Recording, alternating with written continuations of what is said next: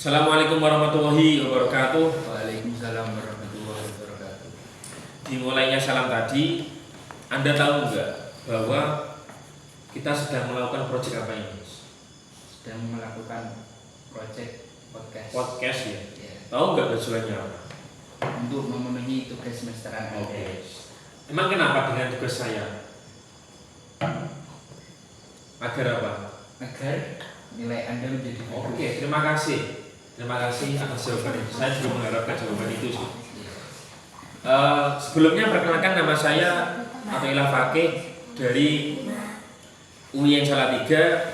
Di sini saya sebagai narasumber plus host yang nanti akan diberikan beberapa pertanyaan oleh rekan saya.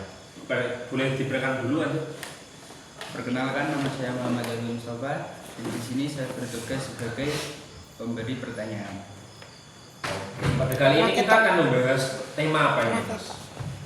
Di sini saya ingin menyampaikan Iya. tentang Tentang bahas apa yang kita nanti? Dakwah. kita membahas tentang dakwah Rasulullah secara terang-terangan. Oke.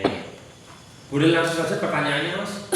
Oke, di sini saya akan memberi 3 pertanyaan dan langsung saja pertanyaan pertama, apa yang melatar belakangi Rasulullah Shallallahu Alaihi Wasallam Ya. untuk berdakwah secara terang-terangan? Oke, pertanyaan bagus sih. Itu pertanyaan dasar yang kita harus tahu. Jadi dimulainya dakwah secara terang ini ketika turun wahyu Quran surat Al-Hijr ayat 94, di mana di dalamnya berisi perintah kepada Rasulullah untuk berdakwah secara terang-terangan.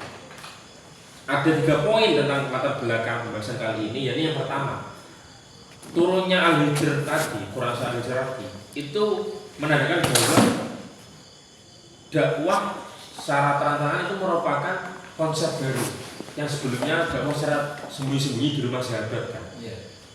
Dakwah untuk mengajak kafir Quraisy kepada beriman kepada Allah. Kemudian kedua yakni untuk meninggalkan sesembahan kafir Quraisy sebelumnya, yaitu berhala. Yang ketiga yaitu dakwah secara terang-terangan ini dimulai ketika pondasi Islam sudah mulai berkembang, sudah mulai kuat. Maka dari itu sudah waktunya lah untuk memberikan dakwah secara terang-terangan. Itu sih yang bisa menjadi jawaban dari pertanyaan Anda tadi. Oke, langsung saja ke pertanyaan kedua. Di sini saya ingin bertanya tentang bagaimana kronologi terjadinya dakwah secara terang-terangan. Oke, kronologi ya. Jadi untuk kronologinya ada beberapa poin sih. Yang pertama, kita tahu turunnya wahyu tadi untuk menandakan metode baru dalam berdakwah kan. Iya. Kemudian yang kedua, ketika apa yang dilakukan Rasulullah ketika diperintahkan dakwah secara terang-terangan, salah satunya adalah mengumpulkan kafir Quraisy dan Bani Hashim di Bukit Sofa, di mana di situ Rasulullah dakwah, istilahnya orasi, dakwah secara terbuka di Bukit Sofa tersebut. Nah, kemudian selanjutnya adalah ketika kita melakukan sesuatu hal baik pun pasti ada yang menolaknya. Salah satunya menolak dari dakwah secara terang-terangan ini adalah Abu Lahab. Yang notabene adalah paman Rasulullah sendiri. Abu Lahab pun sampai mencela Rasulullah dalam itu terbuka tersebut. Menolak secara keras. Menolak secara keras dalam event tersebut secara terang-terangan. Kemudian selanjutnya adalah intimidasi dari kaum kafir Quraisy. Ya itu sudah hukum alam sih menurut saya. Karena ketika sesuatu hal baru yang di situ sudah mendapatkan pengaruh dari orang-orang, pasti komunitas sebelumnya di situ merasa terganggu. Oh ini kok ajaran baru kok sudah mendapatkan pengaruh dari masyarakat. Nah maka dari itu kaum kafir Quraisy mengintimidasi orang yang baru masuk Islam. Contoh intimidasi tersebut Wah itu pasti banyak disiksa.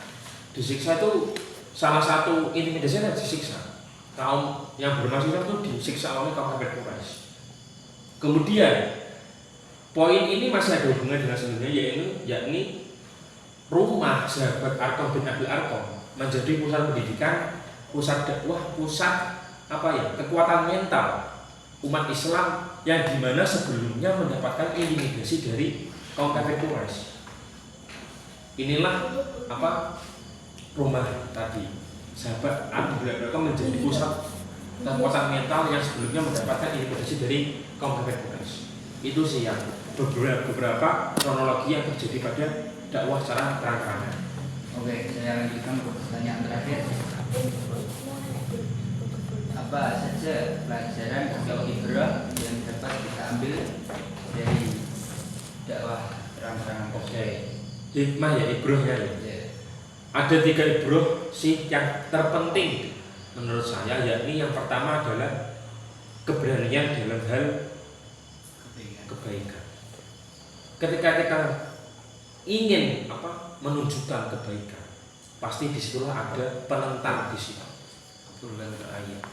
Maka dari itu kuncinya apa? Kita harus berani. Kemudian yang kedua ini strategi. Niat, keberanian pun belum cukup.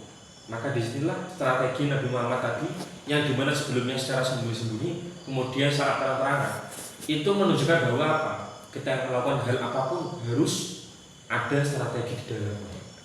Yang ketiga adalah solidaritas sosial antar sesama. Bukti maksudnya apa? Tadi rumah sahabat Arqam bin Abil Arqam tadi menjadi bukti solidnya sahabat Arqam kepada Rasulullah yang sedang berdakwah mengajak umat Islam kepada kebaikan, untuk mengajak umat Islam kepada beriman pada Allah. Disinilah poin penting dari kesolidan. Jadi ketika keberanian sudah, strategi sudah, dan orang-orang sudah terpengaruh, Anda sudah mendapatkan pengaruh dari orang-orang, maka disinilah antara Anda dengan orang-orang itu harus saling solid, saling berkontribusi. Mungkin itu sih yang menjadi poin ibrah dari dakwah secara terang-terangan tadi. Oke, cukup pertanyaan saya. Pertanyaan sudah cukup ya? Sudah. Pertanyaan Anda sudah cukup dan saya sudah lelah sih. Ya. Maka kita cukupkan ya. Sekian dari kami. Wassalamualaikum warahmatullahi wabarakatuh. Waalaikumsalam.